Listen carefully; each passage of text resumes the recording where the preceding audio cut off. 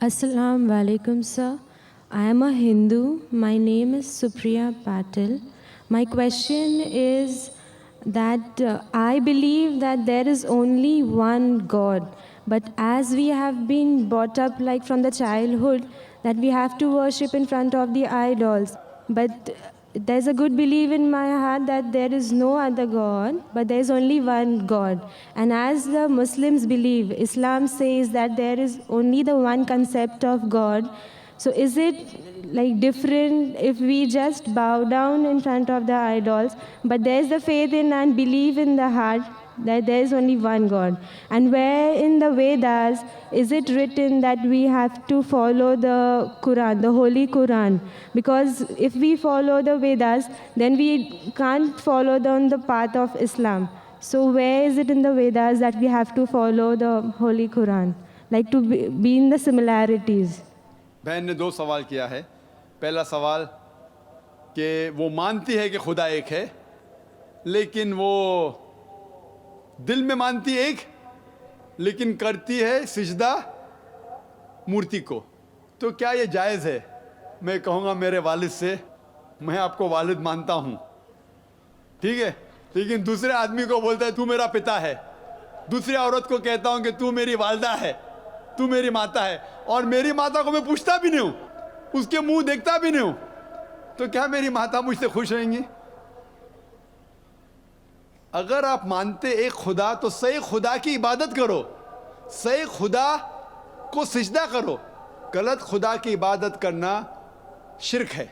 कुरान में लिखा है, सूरह निसा सूरा नंबर 4 आयत नंबर 48 और सूरह निसा सूरा नंबर 4 आयत नंबर 116 में लिखा है कि अल्लाह ताला चाहे तो कोई भी गुनाह माफ़ कर सकता है, लेकिन शिरक कभी भी नहीं माफ़ करेगा। ये वेद में भी लिखा है। वेद में लिखा है, यजुर्वेद चैप्टर नंबर 32 मंत्र नंबर 3 में, न तस्य प्रतिमा अस्ति, वो खुदा की कोई भी प्रतिमा नहीं है। प्रतिमा संस्कृत में उसकी मानी होती है सब कुछ के, फोटोग्राफ, स्कल्पचर, आइडल, सारे चीज को समेटता है प्रतिमा की मानी। उस खुदा का ना कोई अक्स है, ना कोई मूर्ति है, ना कोई तस्वीर है।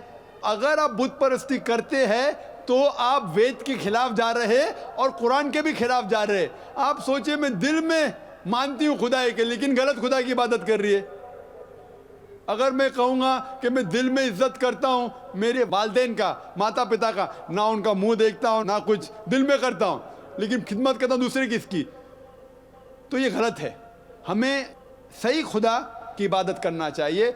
दूसरा कोई भी गुनाह करे, शायद अगर खुदा चाहे तो आपको माफ़ कर सकता है, लेकिन शिर्क सबसे बड़ा गुनाह है जो वेद में भी लिखे है, बाइबल में भी और कुरान में। आपका दूसरा सवाल, वेद में कुरान का जिक्र है, और अगर है तो हम दोनों की बात कैसे मान सकते हैं, क्योंकि इख्तिलाफ भी है। बहुत अच्छा सवाल। मैं मानता हूं कि वेद और कुरान में यकसानियत भी है, इख्तिलाफ भी है। अगर आपके पास 10 पॉइंट्स है, 10 चीज है, 10 चीज में आप मानते, मैं 10 चीज में मानता हूं। अगर 5 चीजें मिलती जुलते हैं तो जो चीज मिलती जुलती कम से कम उसके ऊपर तो हम अमल करें। जो इख्तिलाफ है बाद में डिस्कस करेंगे आप सही का मैं से।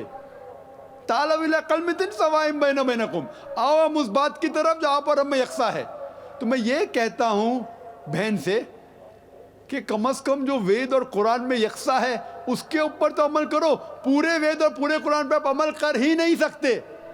ये जो लोग इंटरफेथ डायलॉग करते हैं ना कि हिंदुइज्म भी सही, हिंदू धर्म भी सही, ईसाई भी सही और इस्लाम भी सही, ये लोग को बेवकूफ़ बना रहे। अगर सवाल होता है कि 2 + 2 = 3, 2 + 2 = 4, 2 + 2 = 5, ये कुछ मैथमेटिक्स है?